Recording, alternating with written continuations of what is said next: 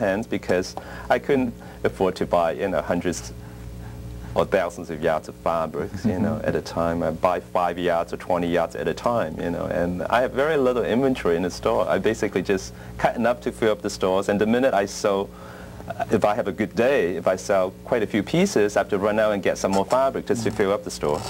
Was it a fairly minimalist store? Were the items hung with lots of space in between? Pretty much, yeah.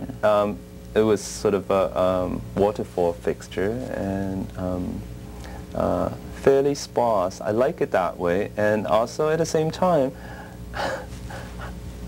I didn't have money to fix up the store in a beautiful, you know, lavish way. You know. Everything was done very simply.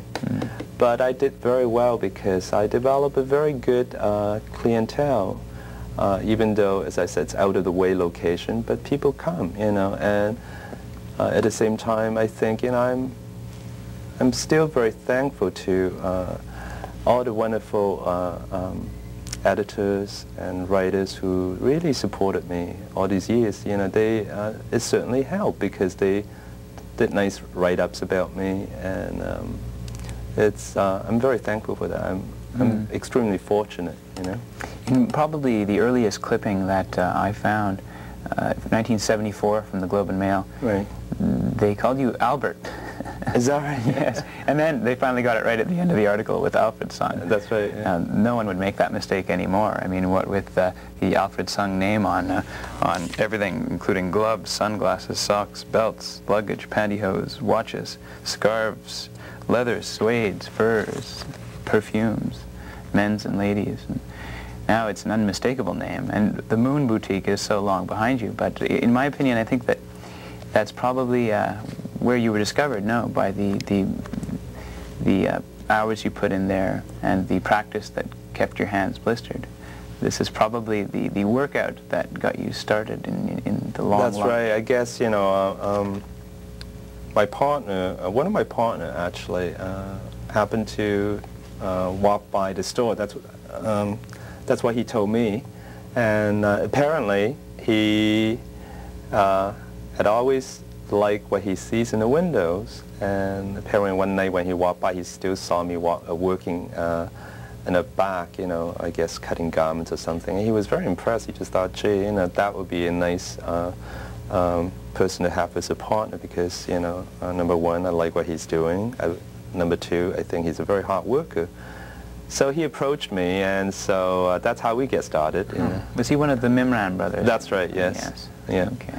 And you were burning the midnight oil, as it were, and he just happened to see you. Yeah, it's been now 11 years ago, you know, and I guess when he first approached me, actually I told him no, you know, I was very much enjoying doing my own stuff, and I had terrible experience in the industry, and I wasn't really too sort of crazy about the idea, but he was very persistent, and he really persuaded me, you know, so. Anyways, I guess it worked out well because we're still together after 11 years. Is it true that by some chance they had lost their designer too? They had lost a designer for their line? Yes. One of, I guess, one of the designers that they had walked out on them, and so they got stuck with all these fabrics, and they didn't know what to do with the fabrics, and they said, Alfred, please, you know, do me a favor, you know, we appreciate if you would come and just help us to design this small collection. Something like 30 garments. Yes, 30 garments. It was, you know, and I look at it as a freelance type of thing. I thought, well, you know, 30 garments is not going to take me, you know, too much time to sketch it, and well, why not, you know? And then they approached me, you know, the next season, and then the next season, and then they decided, you know, Alfred, you know, we really would like you to be our partner and really take this seriously, and let's go further with it, you know. And was that the launching of the Club Monaco line? No. In the beginning was the Alfred Sung, and then in Eaton Centre was your first store, no? In Eaton Centre, yes. Toronto. In Toronto we have our first store, and then we have our freestanding boutique in Hazelton Lanes. And then from the Alfred Sung collection, we grew into Sung Sport, which is another division. And then from Sung Sport, now we have Club Monaco. you know. So the company has been, you know, growing and making, you know, progresses in the years. About how many boutiques are there now in North America under the various names? Well, in Alfred Sung, there's probably a good dozen, you know, from shop within shop to freestanding, both in Canada and United States. And then the Club Monaco store, the last count was way over 50. I'm not even sure, like, you know, I think in Canada there's about maybe 48 or so. In the States, we just opened six stores last month in West Coast, 2 in San Francisco and 4 in Los Angeles. Mm. So you're truly transcontinental now, are you? Did you ever dream that you would be at the head of a clothing empire when you were back in the early days in New York, say? Did you ever dream that? No. I think when you were young, you just don't think about things like that. I think at the time, more than anything, you just want to get a great job and have fun with it. You sort of don't think about, you know, like really building a business. I don't think that get to my head until when I'm over 30, you know. When I was in my 30s, then I start to think, gee, you know, like, yeah, you got to start to look at it more seriously. Is there still fun in it for you? It is, definitely, you know, and I think if I don't feel that it's fun anymore, then I think I would just walk away from it.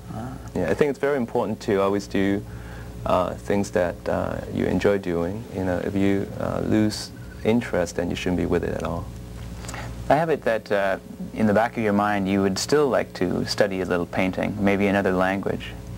I think that's my ultimate dream, and I think right now it's almost unrealistic. It's just a dream.